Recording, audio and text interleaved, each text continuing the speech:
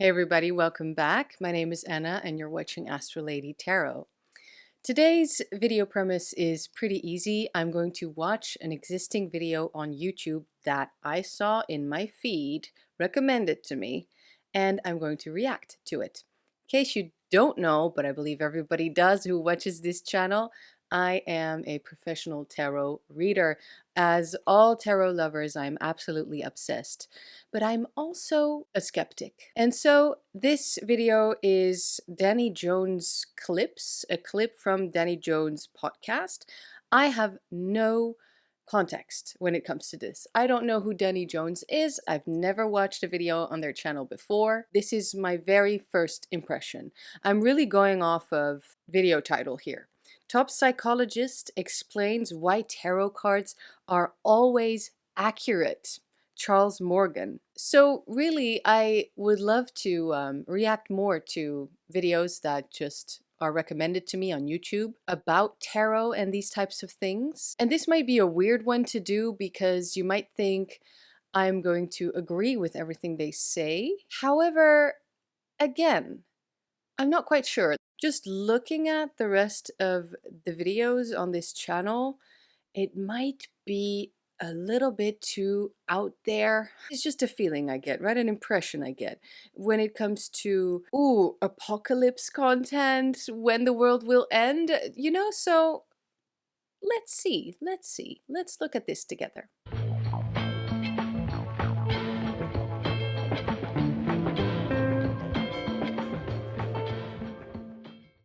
Also, I have no idea if by putting his video in my video, it's going to block anything. I might get in trouble. I will do my best to not get in trouble. This is a commentary to that video. Pretty sure I won't be able to monetize.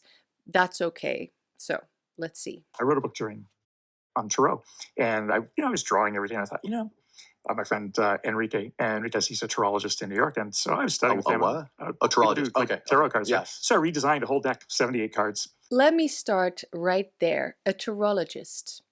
I kind of like that term, all right? But I just call myself a tarot reader, professional tarot reader.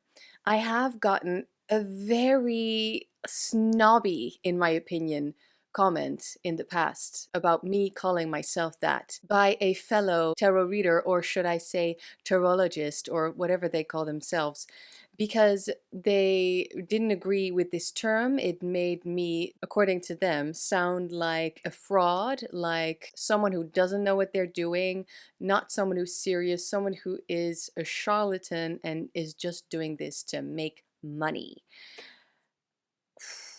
So that was a lot, and people are entitled to their opinion, but also, what's wrong with tarot reader? It just explains what I do. It's the English language. I don't know if there's actually a difference between tarot reader and tarologist.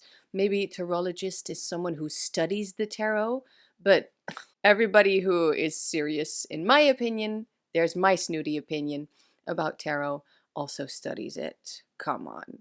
And also, just honestly, if you live in this world or age where you do not have access to an actual tarot book and all you have is the cards, I still believe that you can study tarot this way. You just learn directly from your deck, and you have such a thing as experiential knowledge. If you want to read the future, that's okay with me, right? Especially if you want to do it just for yourself. If every time you pull the Queen of Wands, this and this and this happens, then you know her meaning. It can be as simple as that, except it's not simple. This stuff takes years to master. Okay. So I redesigned a whole deck of 78 cards. I did all the art and everything, and that was about the same look that like my other neuroscience. I was going to say, hey, I redesigned a whole stack of tarot, which and they're like, well, I said, they're fascinating. The oldest tarot in the world are actually at the Beinecke at Yale at the Rare Book Library, and now my cards are there too. They put them in the collection. Wow. But it's really funny. Yes, I just Googled Charles Morgan. His name is difficult for me to say. I'm not a native English speaker. Uh, and he does courses at Yale, or is a teacher at Yale. I've done these lectures, And people, if they experience a reading, they go, well, how does it know that about me, right? When they haven't told you anything. Uh-huh. And, it's kind of weird, isn't it? Isn't this connected to astrology somehow? It is in some people's minds. In my mind, I think of it related to the phenomenon that we call pareidolia. It's like when you look up in the sky and you see a man in the moon, or a face on Mars, or you see Jesus or Mary in a tree. The tarot can be connected to astrology. The tarot can be connected to the elements, to the Kabbalistic tree of life, to Greek myths. The tarot can be connected to color, magic. Initially, I think the original tarot cards were playing cards, which to me is actually quite magical. And all of this esoteric knowledge was kind of woven together later on. That's what I think. And that does not make them less magical or less esoteric. That just makes them a big, big study all on their own. But I think it's up to the reader to use astrology, yes or no. I actually often don't. To use the tree of life, yes or no. To use, directional reading, like for instance, to me, in the Western world, we read from left to right. And so to me, the Queen of Swords is pointing towards the future. This has meaning.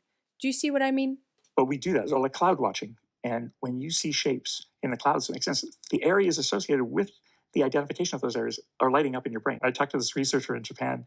He was showing his students these pictures of like snow, like you'd see on the TV screen, just that static black and white dots. And he would have them look at this. He'd say, just tell me how many images you see. And in those images, there's nothing. But the average person could see 5 or 6 different things in it. Oh, so that's the human brain seeing recognizable patterns. It's really cool because when you're working in intelligence and you're looking at ambiguous material, you're trying to create something from it. So Pattern. and patterns, right? Your job as an intelligence analyst, when you don't know what you're looking for, you're trying to figure out a pattern, is you want to be creative in like making patterns. And then you have to systematically try and knock them all down to see probably if any of them might be true. I'm getting a feeling of where this video is headed. It's not bad, it's just one angle. I think he is going to explain the pattern recognition thing that we often do when we shuffle cards. And we have another word for that, right? For instance, synchronicity. But he's going to explain that with science, basically. It's not a bad approach because you know what? A lot of magical practitioners, for instance, who do use tarot cards, love science and love having things explained. However, to us, that doesn't make that less magical. It doesn't take away from the spiritual view of it, the spiritual meaning of it. For instance, when you do a tarot reading, I often say to my clients or to my friends or whatever, to you guys, the only thing that you really need to believe in, you need to have a pact with yourself, a promise to yourself before you do the reading, before starting, is that you believe you will pull the cards that you need to see at this very moment. And you trust that the tarot reader will know how to interpret them for you. That's it. But that is synchronicity, right? From Carl Jung. And let's keep going. We do tend to see what's on our mind, like see what we believe. It's the old Yeah. adage. We don't believe what we see. We end up seeing what we Yes. actually believe. That's true. You see what you believe because we have a certain mindset and we see the world through that particular mindset, through that filter that we have. And sometimes it's not a choice, right? The filter that we have on our own eyes. I want to be very careful when I say this because it's actually quite a sensitive topic. For instance, people who suffer from depression, that is one of the filters that you see the world through. So when you suffer from that, it's really hard to, or impossible, to enjoy pretty much anything in life because things just get way too heavy and difficult to do, or again, feel impossible to do. And this is really something that needs a lot of attention and treatment. However, when we look at it a little bit more positively, someone with a happy self-image, for instance, and lucky girl syndrome, that's one of the things that might be related to this. We do recognize in life more positive, light things. And so that's why then I think we believe that good things are coming to us. Life is beautiful, life is full of chances, and we are very lucky. And to finish a thought, because I often, even while editing, I'm like, I should have said that, because then it really finishes the thought. You know, when you are already throwing cards here, that's another title I can give myself, card slinger. When you have a positive mindset, you feel good about yourself, you feel good about your life, and you pull cards, or nothing is really wrong, right? And then you see these cards, honestly, they're looking kind of neutral or even positive there with the Three of Cups. Then you're more inclined to think, good things are coming my way. Or if this is advice, then I can really use my positive energy to tackle the day or the week or the month or whatever.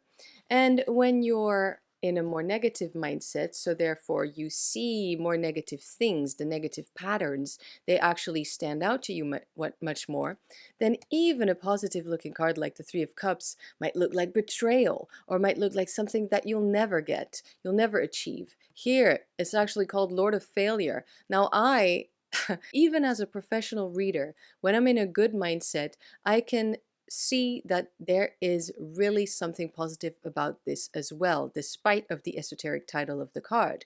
However, when I'm not feeling that great, this is a challenge to read, you know? Yeah, the man in the mountain. Yeah, it's pareidolia. And it's really interesting. People who are higher in emotional reactivity in the personality dimension will have more of this. Really? But also so do artists. There's a wonderful quote, I don't know if you find it, from Leonardo da Vinci about staring at mud. And they're just staring at mud and the cracks in mud. Pretty soon you could see figures and battles. And there's a famous quote from him. I'm like, oh, that's this. And he'd like to get inspiration. And that's what I was doing for relaxation. And I'd scribble all over a sheet of paper and then just turn it around and around and around and see what popped out. Really? And would do drawings. And yeah, there it is. Leonardo da Vinci once suggested that one should look into the stains of walls, ashes of a fire, clouds, or mud, and see. And these can provide marvelous ideas. Interesting. So Leonardo da Vinci was scrying, basically. Cool. I do that sometimes in my shower. I have this like crazy tile pattern on the floor, and I'll stare at the tiles and I'll see faces in the tiles. Yeah, that's this. Yeah. And you can play with it, because the more you do it, the better you get at it. And then it's really kind of wild. Yeah, this is the kind of stuff. Oh, wow, that's bizarre. Sure, get back to tarot. Come on. So that was the original scribble. It might have even been the other way around, but I turned it around and around. When I had that in that configuration, something caught my eye. Okay. So there's the first one. That's just a scribble, random scribble. Just took your pencil on the paper and just scribbling around. And I turned it around and around. And I saw that arc, and I went, that's kind of like an arm. So then in the next one, you'll see, then I outlined it. I thought, well, if there's an arm, I guess there should be a head. And then it all evolved. Oh, wow. From there. So she's pouring something into a cauldron. Yeah. At this point, I now see what I've got, and then I'm now just filling it in. Just tiny scribbles. Wow. And he created a beautiful temperance card. Oh, is this what he means? I was thinking the other way around, like when you lay down tarot cards and then you start seeing patterns, and this is somehow debunked by science that it is not anything magical or supernatural, which, come on, supernatural is natural, okay? I don't think I'm delusional. I just have a very magical mindset, and that works for me. My partner called me and goes, hey, come on down here. I have something for you in the backyard. I have signed you up for the Sunday in the park across the street to fundraise for the park. So you're going to be reading cards. I'm like, what? He goes, yeah, you've drawn them all. You should just read cards for people. And I was thinking, this is going to go very badly. I don't know what I do. So I decided, all right, that's what I'm going to do. The person would sit down and say, have you ever had your cards read before? And they go, no. I said, well, this is entirely for you inside your head. So when you mix the cards, just think of a question that's important to you that you don't know the answer to, but you'd like some insight about. And don't say it out loud. Just focus intensely on that. It has to mean something to you. And when you're done, I'll lay out the cards and I'll tell you what I see. And then you can tell me what makes sense to you. And so I do this. People are like, how does it know that about me? I'm like, nah, it's just how it goes. Yeah. So I don't know which questions I answered. So my magician friends are like, you didn't even ask the question. You don't know what the question is. And no, I actually found the experience is even more powerful when they never say their question out loud. They haven't written it down. It's in their head. All right, that is one approach. I've definitely done a bunch of readings like that where the querent basically actually wasn't a querent because he didn't ask a question, just the person who got his cards read was extremely tight-lipped, or completely tight-lipped actually. So I had to read the cards and, you know, just simply interpret the cards that are on the table.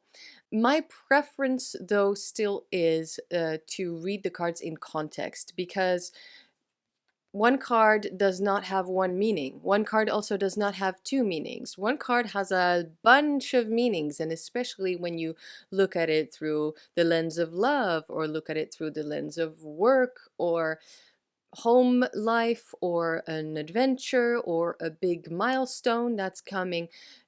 Fill in the blank, anything that makes it slightly different.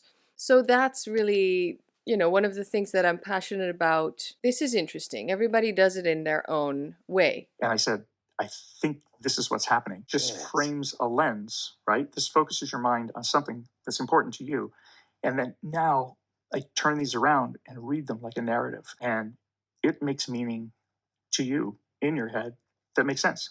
I don't have to know what it is. Okay, for that, I agree. This is maybe a little bit confusing, but I prefer, as I said, to know the question and the context, even if there isn't a question, might just be a topic, before getting to actually solve the puzzle that's laid out on the table there with the person's cards. However, as I'm reading the cards and interpreting them for that person, I really don't feel I need to know exactly how they connect the dots, because that's private information, isn't it? Of course, usually I get a feeling that I know what their decision is going to be. Sometimes they even just open up about everything and share what they're going to do, what's on their mind. It's lovely. It's a lovely interaction. But often, I have to say, it's just good enough for me to see them nodding and going, I understand what you mean. That makes sense. Hey guys, the last 2 minutes of this video are very interesting as well, but I've had to do it this way because unfortunately the last part of the footage was lost by my SD card, and in the meantime I went to work, so I came back and fortunately I remembered what I said about the video, so here it is. It's a really fun phenomenon that I think, because I've been thinking about it, about what I think's going on, and I think it's rooted in that pareidolia phenomenon that's motivated now by what's on your mind that's important to you. It's a way of looking at how we do things as a human, how we make meaning, and it's the meaning is real to people. But yeah, that was my experience. Essentially, what he is saying is the message of the cards and the tarot reader rewire the querent's brain. It allows them to make sense of their situation or the issue at hand. Now, to me, this doesn't debunk the tarot in any way. It actually reinforces the practice. Either way, let me share with you my point of view. I am convinced that none of this is mere coincidence, because pulling these three cards, for instance, it's going to make you say something else than when you pull these three cards.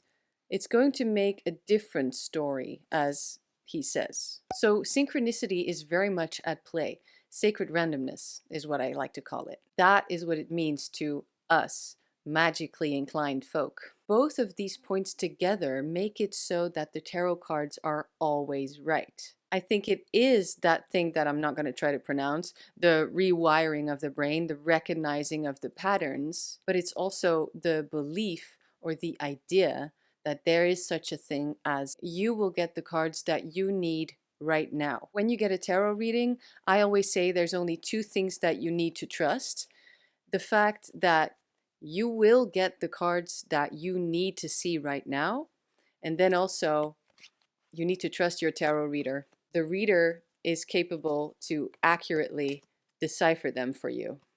A magical combination. This overall was a very interesting talk. I do feel that people who absolutely don't believe in tarot cards and maybe even hate them a little bit, that this talk kind of debunks the tarot. On the other hand, for people who absolutely love the tarot, this very much reinforces their use and even legitimizes the practice. That's kind of hilarious. Also, it's not that we need it.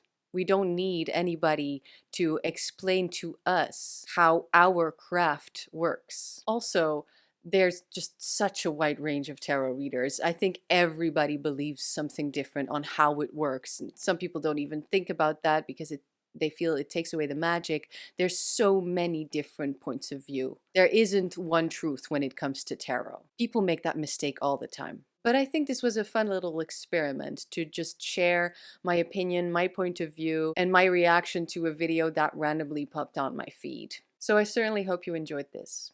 Now let me tell you, these days being subscribed is no longer enough. The algorithm keeps changing to suggest things to you that you don't even want to see, just so Google can keep making more money. So if you want to actually see my videos, you're going to need to click the bell and select all notifications. Thank you so much for doing that. Now I'll know that we'll see each other in the next video as well. And before you leave, I think you'll enjoy another video of mine that I will link in the screen. Thank you so much for being here with the commentary video. Please let me know what you think. Have a lovely weekend. I'll see you next time. Bye.